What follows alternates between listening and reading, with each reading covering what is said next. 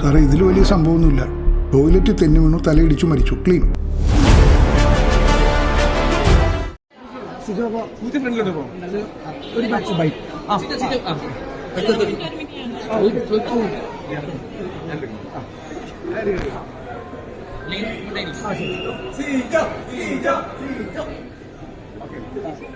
സിജപ്പോ big boss ഹിസ്റ്ററിയില് സിജോനെ പോലെ ഒരു contestant ഭയങ്കര ഇതാണ്, ഒരു ഫൈറ്ററായിട്ട് പോവാ തിരിച്ചു വരിക, അങ്ങനെ ഒരു കാര്യം. സോ എന്താ ഒരു പ്രൗഡ് ഫീൽ ഉണ്ടല്ലോ, ഒരു പ്രൗഡ് ഫീൽ ഉണ്ടാവുമല്ലോ. ഞാൻ തിരിച്ചു വന്നപ്പോൾ ഭയങ്കര ഹാപ്പി ആയിരുന്നു. കാരണം എനിക്ക് തിരിച്ചു വരാൻ പറ്റുന്നത് ആക്ച്വലി ഞാൻ പ്രതീക്ഷിച്ചിട്ടുണ്ടായിരുന്നില്ല. കാരണം എനിക്കൊരു 49 ദിവസത്തെ റെസ്റ്റ് ആണ് ടോട്ടൽ പറഞ്ഞിരുന്നത്. എന്റെ വാശിയാണ് എനിക്ക് പെട്ടെന്ന് തിരിച്ചു വരണം എന്നുള്ളത്. ഞാൻ 49 ദിവസം റെസ്റ്റ് എടുത്തില്ല സത്യം പറഞ്ഞു കഴിഞ്ഞാൽ.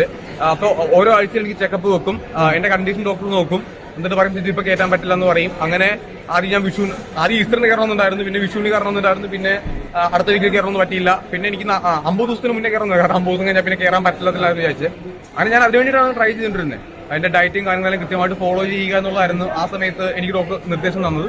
എനിക്ക് അങ്ങനെ ദീപാനുഗ്രഹിച്ച് ചെയ്യാൻ വേണ്ടി പറ്റി, തിരിച്ച് കയറാൻ വേണ്ടി പറ്റി. തിരിച്ച് കയറി കഴിഞ്ഞപ്പോഴത്തേക്കും വീണ്ടും നമ്മൾ അവിടെ കയറി കഴിയുമ്പോഴത്തേക്കും നമ്മൾ റെസ്റ്റ് എടുക്കുന്ന പോലെയല്ല, സംസാരിക്കേണ്ടി വരും, നമ്മൾ രാവിലെ നമ്മുടെ എണീക്കേണ്ടി വരും. അപ്പൊ എന്റെ ഉറക്കമൊക്കെ എനിക്ക് പിന്നെയും പ്രോബ്ലമായി.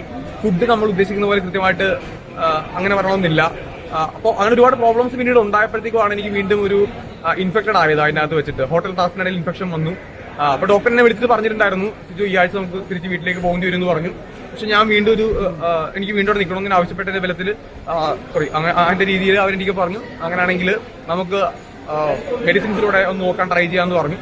അങ്ങനെ എനിക്ക് മെഡിസിൻസിലൂടെ ഞാൻ വീണ്ടും ട്രൈ ചെയ്തിട്ടാണ് അവിടെ നിന്ന് സത്യം പറഞ്ഞത്. അങ്ങനെയായിരുന്നു. ടോപ്പ് 5 എന്ന് പറയുമ്പോഴത്തേക്കും പലതരത്തിലുള്ള കാര്യങ്ങൾ പ്രഡിക്ഷനുകൾ ഉണ്ടായിരുന്നു. ഒരു പ്രഡിക്ഷൻ ഉണ്ടാവുമല്ലോ നമ്മള്. എനിക്ക് പ്രഡിക്ഷൻ ഉണ്ടായിരുന്നു. അത് തന്നെയായിരുന്നു.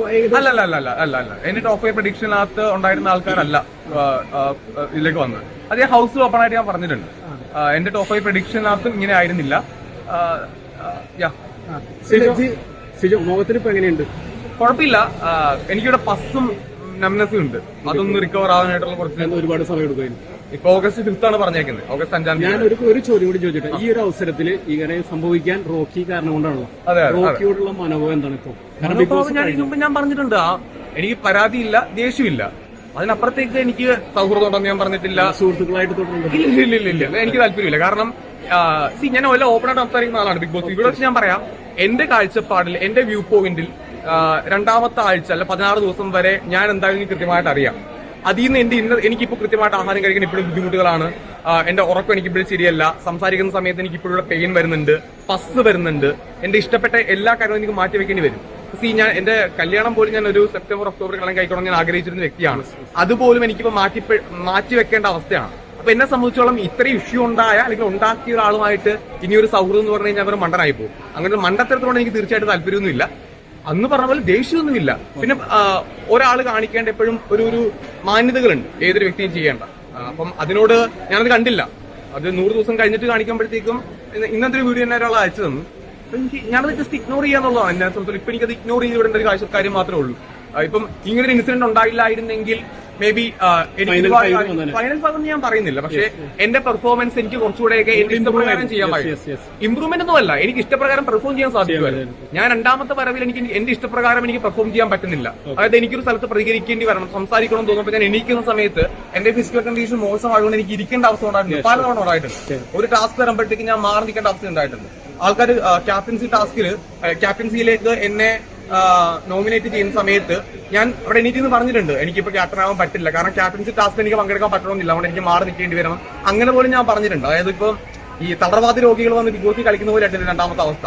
അപ്പം അങ്ങനെ ഒരു ഇഷ്യൂ അത് ഞാനായിട്ട് ഉണ്ടാക്കിയതല്ല, അത് ആ പ്ലാറ്റ്ഫോമിൽ ഉണ്ടായിപ്പോയതാണ്. അപ്പം അതിൽ ഞാൻ ക്ഷമിച്ചു കൊടുത്തു കഴിഞ്ഞാൽ ഒരു വിഷയം എന്താണെന്ന് വെച്ച് കഴിഞ്ഞാൽ അടുത്ത സീസണിൽ വീണ്ടും ആവർത്തിക്കപ്പെടാനുള്ള ചാൻസ് വളരെ കൂടുതലാണ്. അതുകൊണ്ട് ക്ഷമിച്ചു കൊടുക്കുക എന്നുള്ളതില്ല, പരാതിയില്ല, ദേഷ്യമില്ല എന്ന് പറഞ്ഞു അപ്പോഴും ഞാൻ പറയുന്നു, ഇപ്പോഴും ഞാൻ പറയുന്നു. അതുകൊണ്ട് തന്നെയാണ് ജാസ്മിനും രശ്മിനും തമ്മിൽ പ്രോബ്ലം ഉണ്ടായിരിക്കുന്നത്. അത് ആ ഹൗസിൽ അവിടെ മാത്രമല്ല, ഇപ്പൊ നിങ്ങളെ കണ്ടോ ഇല്ലെന്ന് എനിക്കറിയില്ല, കാരണം നമ്മളോട് സംസാരിക്കുന്ന എല്ലാ കാര്യങ്ങളും പുറത്തു വരണം നിർബന്ധങ്ങളൊന്നും ഇല്ല. അപ്പൊ പല ഇൻസിഡൻസിൽ ഞാൻ ഇടപെട്ടിട്ടുണ്ട്. ഒരു ചെറിയ കാര്യം ഉണ്ടാകുമ്പോൾ ഞാൻ ഇടപെടാറുണ്ട്. കാരണം അത് എന്റെ ഉത്തരവാദിത്വമാണ്, കാരണം ഞാൻ അനുഭവിച്ച വ്യക്തിയാണ്. അത് റിപ്പീറ്റ് ചെയ്യാൻ പാടില്ല. അതായത് ഒരു അടുത്ത ബിഗ് ബോസുകളിൽ ഒരിക്കലും ഉണ്ടാകാനും പാടില്ല. ഈ ആദ്യം ഹൗസിലേക്ക് എൻ്റർ ചെയ്തു, അതിനുശേഷം പുറത്തു പോയി തിരിച്ച് രണ്ടാമത് വന്നപ്പോ എന്തായിരുന്നു പിന്നത്തെ ഒരു പ്ലാൻ? എങ്ങനെ മുന്നോട്ട് പോകാനായിരുന്നു? എന്റെ പ്ലാൻ എന്ന് പറയുന്നത് വീണ്ടും ഞാൻ ആദ്യം നിന്നപോലെ തന്നെ നിൽക്കുക എന്നുള്ളതായിരുന്നു എന്റെ പ്ലാൻ എന്ന് പറയുന്നത്. പക്ഷെ രണ്ടാമത് ഞാൻ വന്ന സമയത്ത് ആൾക്കാരോടുള്ള എന്റെ മനോഭാവം ഏറെ വ്യത്യസ്തമായിരുന്നു. അത് എല്ലാവരും വളരെ ജെന്യുവൻ ആയിട്ടുള്ള മനോഭാവമാണെന്ന് ഇന്ന് ഞാൻ വിശ്വസിക്കുന്നില്ല. കാരണം മനഃപൂർവ്വം അവരുടെ ഗെയിമിന് വേണ്ടിയിട്ടും അല്ലെങ്കിൽ അവരുടെ നിലനിൽപ്പിന് വേണ്ടിയിട്ട് എല്ലാവരും എല്ലാം പറയുന്നത് അതിൽ കുറച്ച് ആൾക്കാർ. അതുകൊണ്ട് എനിക്ക് അവരുടെ എതിർപ്പുണ്ടായിട്ട് ഞാൻ സംസാരിച്ചിട്ടുണ്ടായ എതിർപ്പുകളെ പറ്റി. പക്ഷേ ഞാൻ പറഞ്ഞല്ലോ, എനിക്ക് ഇപ്പോഴും എനിക്ക് സംസാരിക്കുമ്പോഴും അതിൻ്റെതായിട്ടുള്ള പരിമിതികളുണ്ട്. അപ്പൊ എന്റെ പരിമിതികൾ എനിക്ക് ഭയങ്കര ബുദ്ധിമുട്ടായിരുന്നു അവിടെ. അപ്പൊ അതിലെനിക്കൊരു പ്രോബ്ലംസ് ഉണ്ടായിരുന്നു. ബിഗ് ബോസിന് ഇറങ്ങിയതിന് ശേഷം അമ്മയെ കണ്ടിട്ട് അമ്മ എന്ത് പറഞ്ഞു? കാരണം ഇങ്ങനെ ഒരു ഇത്രയും വലിയൊരു പരിക്കും കാര്യങ്ങളൊക്കെ കണ്ടു. അമ്മ ഞാൻ ബിഗ് ബോസിനകത്ത് വെച്ചാണ് അമ്മനെ പരിക്കിന് ശേഷം കാണുന്നത്. എന്ത് പറഞ്ഞു അമ്മ? എന്ത് പറഞ്ഞു അമ്മ എന്ന് പറഞ്ഞതൊക്കെ നിങ്ങൾ കണ്ടല്ലേ? അമ്മയ്ക്കും അറിയില്ലായിരുന്നു എന്തൊക്കെയാണ് എന്റെ ബുദ്ധിമുട്ടുള്ള കാര്യങ്ങളൊന്നും അമ്മയ്ക്ക് അറിയുന്നുണ്ടായിരുന്നില്ല. പിന്നെ അമ്മയുടെ ഒരു കാര്യം ചോദിച്ചിട്ടുണ്ടായിരുന്നു, നേരത്തെ നിങ്ങൾ ചോദിച്ച ചോദ്യം. അപ്പൊ ആ വ്യക്തി കോൺടാക്ട് ചെയ്തിട്ടുണ്ടായിരുന്നു ഞാൻ ചോദിച്ചിട്ടുണ്ടായിരുന്നു. അപ്പൊ അതില്ല. ഞാൻ എന്നെ പറ്റി പുറത്ത് എന്ത് പറഞ്ഞു എന്നുള്ളതല്ല, എന്റെ വീട്ടുകാരുടെ ജീവനോട് ഇരിപ്പുണ്ട്. ഇപ്പൊ നമുക്കൊക്കെ ഒരു അപകടം പറ്റുന്ന സമയത്ത് നമ്മുടെ വീട്ടുകാർക്ക് നമ്മളെ കാണാൻ പറ്റാത്ത സിറ്റുവേഷൻ ആണെന്നുണ്ടെങ്കിൽ അവർക്കുണ്ടാവുന്ന കുറച്ച് കാര്യങ്ങളൊക്കെ ഇല്ലേ, അപ്പൊ അതുകൂടെ പരിഗണിക്കണമായിരുന്നു. അതുമാണ് നേരത്തെ ഞാൻ പറഞ്ഞത്. അപ്പൊ എന്റെ അമ്മയ്ക്ക് ഒരുപാട് ബുദ്ധിമുട്ടുകളായിരുന്നു. കാരണം ഞാൻ ബിഗ് ബോസിലേക്ക് വരുന്ന സമയത്ത് എന്റെ അമ്മയുടെ വിചാരം ഞാൻ നന്നായിട്ട് പെർഫോം ചെയ്ത് ഒന്നെങ്കിൽ വിന്നർ ആവും അല്ലെങ്കിൽ ടോപ്പ് 5 എത്തും എന്നാണ്. അല്ലാണ്ട് ഞാൻ ആക്സിഡന്റ് ആയി ഹോസ്പിറ്റലിൽ പോയി ഓപ്പറേഷൻ ചെയ്യുന്നല്ലോ അമ്മ വിചാരിച്ചിരുന്നത്. അതുകൊണ്ട് എന്റെ അമ്മേനല്ല, ഏതൊരു അമ്മയാണെങ്കിലും ആ സമയത്ത് ആ രീതിയിലായിരിക്കും അവർക്ക് ഇമോഷൻസ് ഉണ്ടാവും. ഓക്കെ.